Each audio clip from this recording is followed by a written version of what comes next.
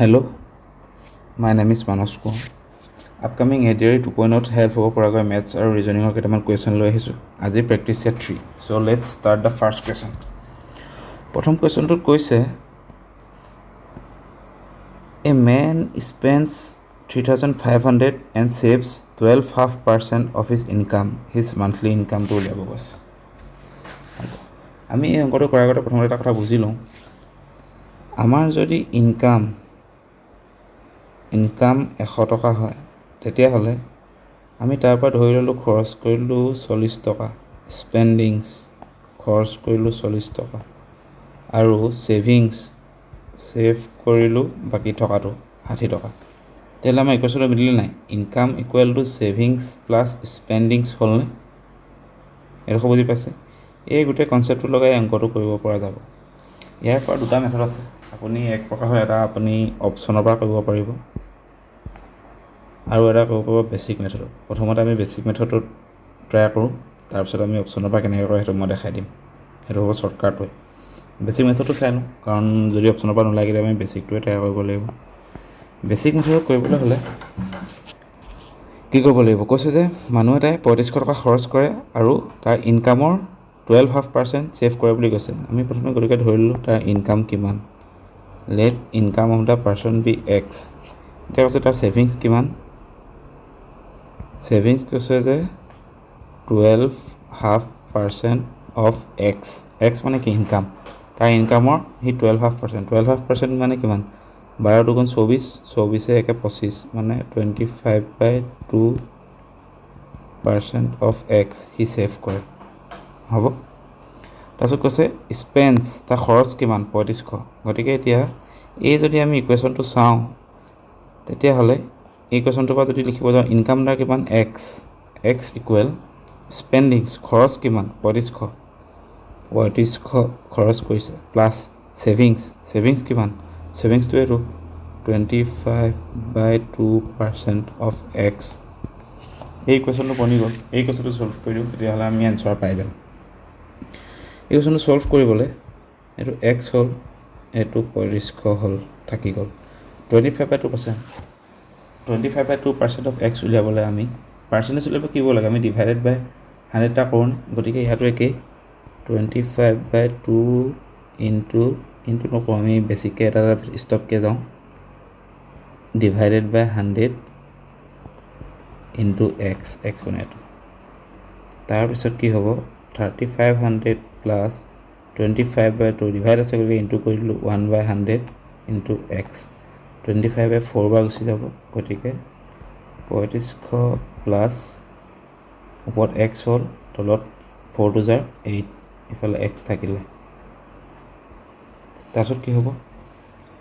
x/8 file লওঁ, x-x/8 equal to 3500। তাৰপিছত ষ্টেপবিলাক ইয়াত দেখাই দিছোঁ। x-8 কি হ'ব? 8x - x মানে 7x/8 ইকুৱেল টু 3500। এইটো 7এ 500 বাৰ কটাকটি যাব, গতিকে এক্স যদি উলিয়াব যাওঁ 8 আৰু এইটো ক্ৰছ মাল্টিপ্লিকেশ্যন হৈ যাব 4000।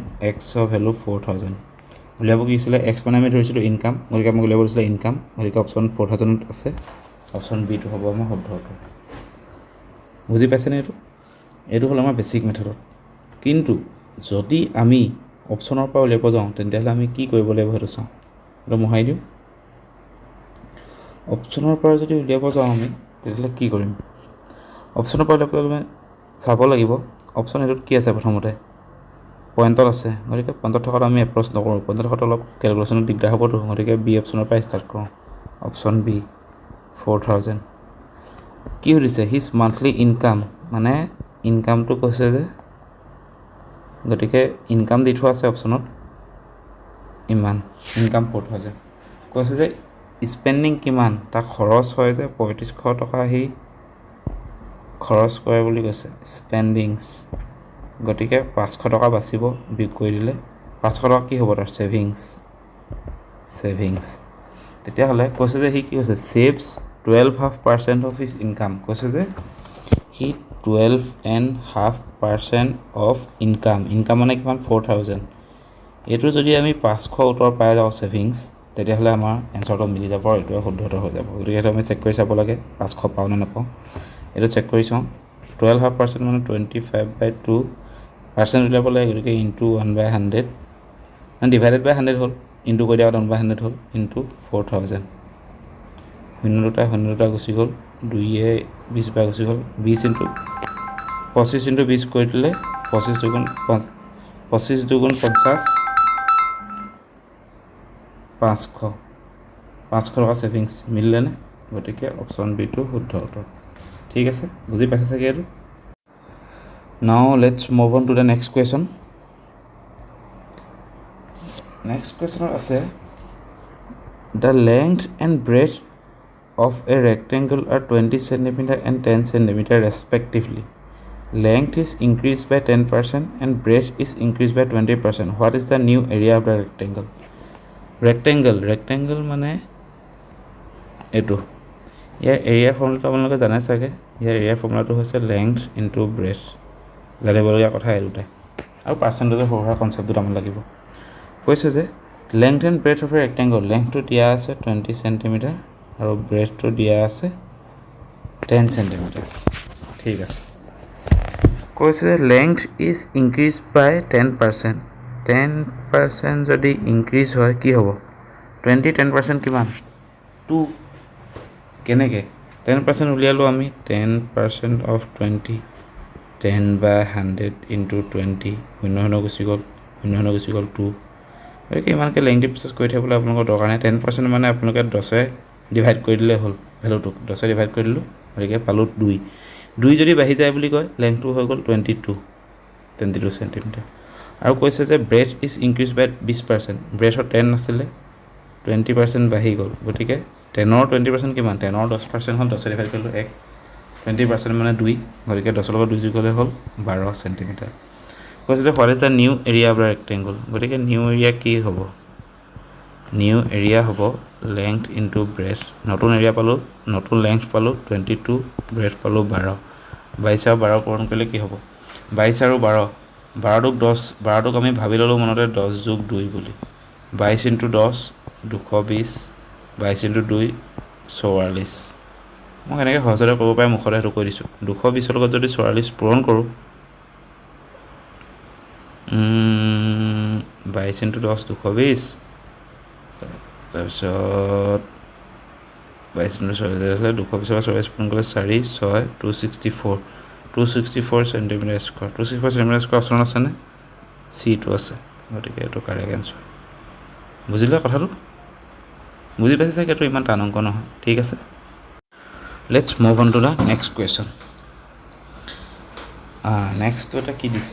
In an examination 52% of the candidates fail in English. ইংলিছত ফেইল কৰিছে 52%, 42% in mathematics and 17% in both. Percentage of those who passed in both the subjects. কুৱেশ্যনটো কি দিছে? ফেইল কৰা ষ্টুডেণ্টৰ সংখ্যাটো দিছে, কিন্তু উলিয়াব দিছে আমাক পাছ কৰা সংখ্যাটো। গতিকে ইয়াৰ কাৰণে আপোনাৰ এপ্ৰ'চ কেইবাটাও আছে। আপোনাৰ মেইনকেইটা ফৰ্মুলা আছে। Number of students in NA plus NB minus N of A intersection B equal to N of A union B।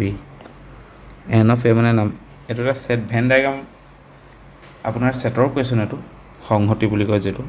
NA plus NB minus N A intersection B equal to N A union B। N মানে number বুজাইছে, number of elements in the set A, set B, union B মানে দুইটা মিলি যিমান কৈছে common থকাখিনি, union B মানে গোটেইখিনি। এইটো ফৰ্মুলা লগাই আপুনি কৰিব পাৰে, নহ'লে আৰু এটা প্ৰচেছ আছে চাওক। আপুনি এটা আঁকি ল'লে, এইটো এটা ছেট, এইটো এটা আঁকি ল'লে। ধৰি লওক এইটো ইংলিছ, এইটো ইংলিছৰ ছেট, এইটো হ'ল মেথছৰ। এতিয়া কৈছে যে 52%-এ ইংলিছত ফেইল কৰিছে, 42%-এ মেথছত ফেইল কৰিছে, 17%-এ বোথ, 17 দুইটাতে ফেইল কৰিছে। দুইটাতে ফেইল কৰা মানুহ 17। কৈছে যেতিয়া ইংলিছত ফেইল কৰিছে 52, ইংলিছত ফেইল কৰিছে 52%-এ ফেইল কৰিছে। গতিকে 52 পৰা যদি 17, অকল 52 ইংলিছত ফেইল কৰাৰ লগতে দুইটাতে ফেল কৰা কমন মানুহখিনিও আছে নহয়, গোটেইখিনি বিয়োগ কৰি দিব লাগিব নহয়। এতিয়া 52 পৰা যদি 70 মাইনাছ কৰি দিওঁ তেতিয়াহ'লে আমি পাম 35% অকল ইংৰাজীত ফেল কৰিছে। এইটো বুজি পাইছে চাগে কি ষ্টাইলত বনাইছোঁ, সোতৰটো বিয়োগ কৰি দিছোঁ। আকৌ কৈছে যে 42% অকল মেথছত ফেল কৰিছে বুলি কৈছে। 42 পৰা যদি সোতৰটো মাইনাছ কৰি দিওঁ তেতিয়াহ'লে কি হ'ব আমাৰ 25%। অকল মেথছত ফেল কৰা মানে 25%। গতিকে টোটেল ফেইল কৰা ষ্টুডেণ্টৰ সংখ্যা কিমান হ'ল? 35 প্লাছ 17 প্লাছ 25%। কিমান হ'ব? 35 প্লাছ 25 হ'ব আমাৰ 60 প্লাছ 17 77% হ'ল টোটেল যিমান ফেইল কৰিছে সিমান ষ্টুডেণ্ট। যদি আমি টোটেল ষ্টুডেণ্টৰ সংখ্যা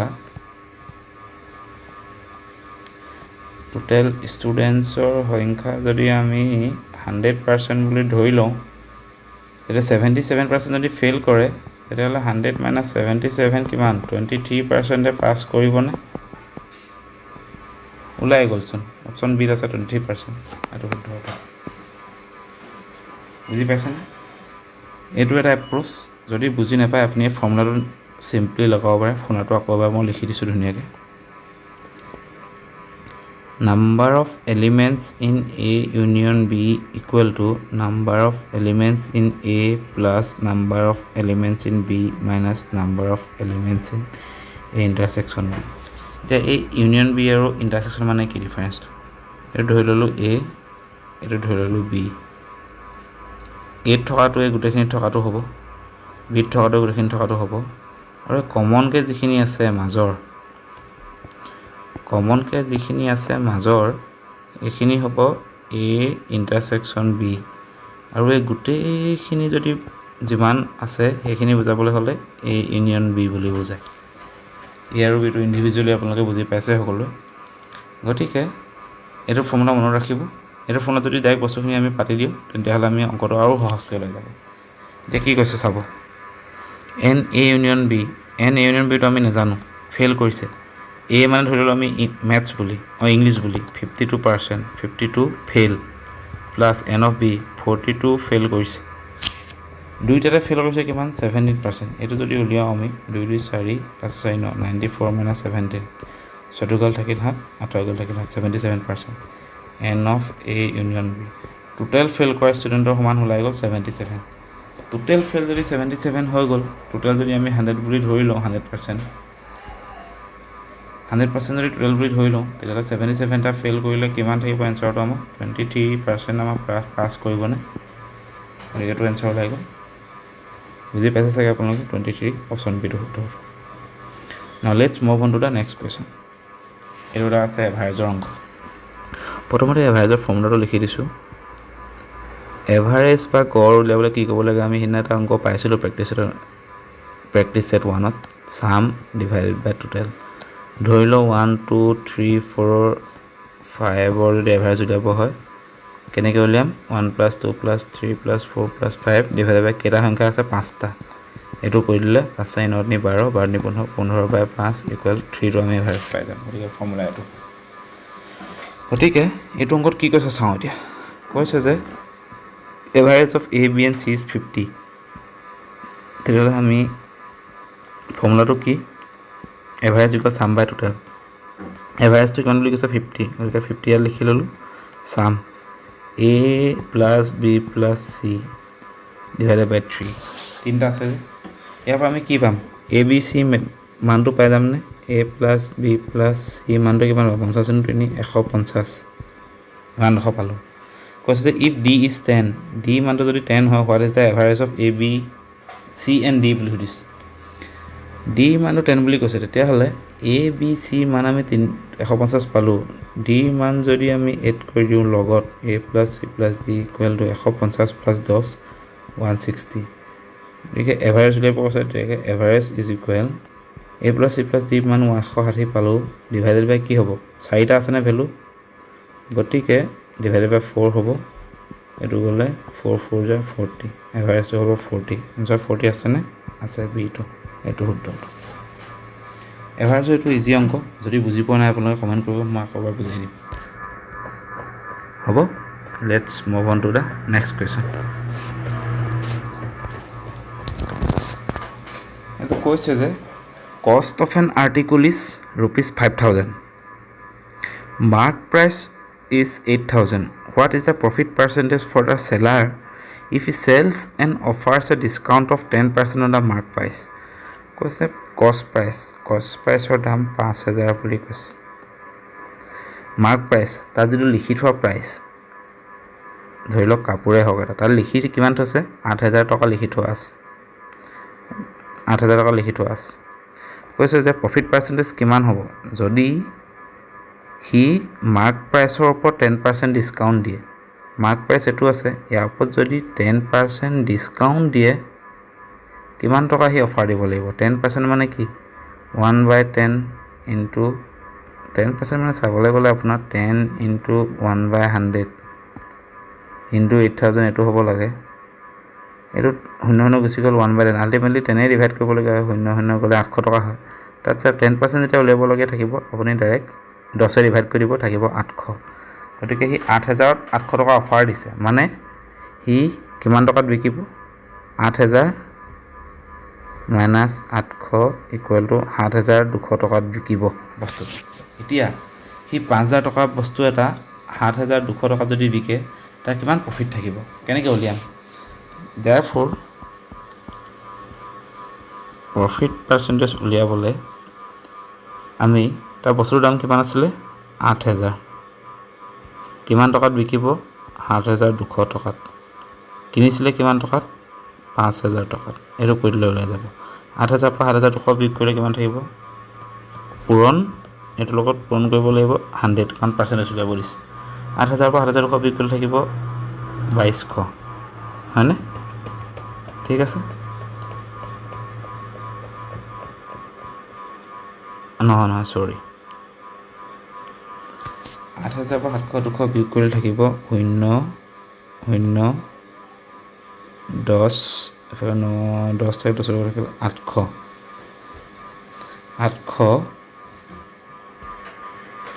ডিভাইডেড বাই 5,000 ইনটু 100, 0 গুচি গ'ল 0 গুচি গ'ল 5 16 গুণ 80। নাই, কিবা এটা ভুল হৈছে, চাওঁ আকৌ এবাৰ চাওঁ, কিবা এটা ভুল হৈছে। প্ৰফিট পাৰ্চেণ্টেজটো কেনেকৈ উলিয়াম? সি 7,200ত বস্তু এটা বিকিব, 7,200ত বস্তুটো বিকিব, কিনিছিলে কিমানত 5,000ত এইটো, আৰু অৰিজিনেল দাম কিমান আছিলে 5,000। 7,200 পৰা 5,000 কিমান হ'ল 0 0 2 2 5,000, এইটোৰ লগত 100 যদি পূৰণ কৰি দিওঁ তেতিয়াহ'লে পাৰ্চেণ্টেজটো ওলাব ইনটু 100, 0 গুচি গ'ল 5 4 গুণ 20 44% তাৰ প্ৰফিট থাকিব। গতিকে ইয়াৰ পৰা আমি ফৰ্মুলাটো কেনেকৈ উলিয়াব পাৰোঁ, যদি আমি প্ৰফিট পাৰ্চেণ্টেজ উলিয়াব হয় ডিফাৰেঞ্চটো উলিয়াব লাগিব তলত লেছ এমাউণ্ট যিটো ইনটু 100, এইটো ফৰ্মুলা যদি কৰি যাওঁ হৈ যাব। যদি আমি লগতে লছ পাৰ্চেণ্টেজ যদি উলিয়াব হয়, লছ হ'ব পাৰে ন, তেতিয়াহ'লে আমি ওপৰত ডিফাৰেঞ্চটো উলিয়াব লাগিব, তলত লাৰ্জাৰ ভেলু ডাঙৰ ভেলুটো ইনটু 100, এইটো কৰিব লাগিব, তেতিয়া ওলাই যাব। ঠিক আছে, বুজি পাইছে চাগে? 44% answer option D. So' let's move on to next question. এইটোতে ৰিজনিঙৰ কুৱেশ্যন আছে দুটা, চাওঁচোন কি কি আছে। প্ৰথমতে আছে যে ইফ EAT ইট খোৱা, it is coded as 7322, then code for monk.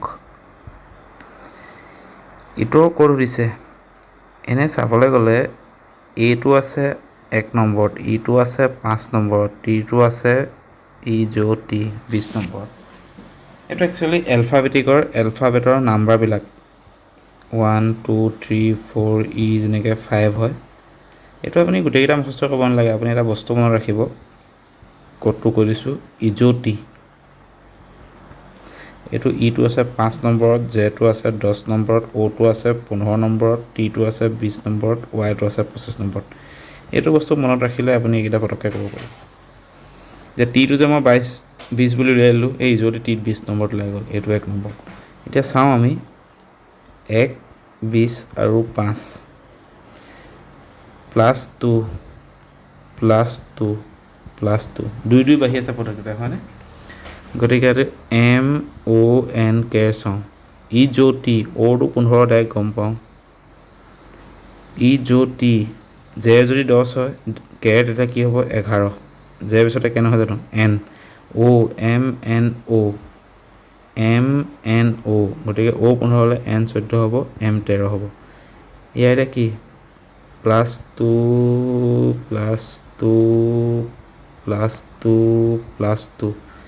11 লগত 2 যোগ কৰিলে 13 হ'ব 13 লগত 2 যোগ কৰিলে 15 হ'ব 12 লগত 2 যোগ কৰিলে 14 হ'ব 9 লগত 11 13 নাই খেলি মেলি হৈছে এইটো নহয়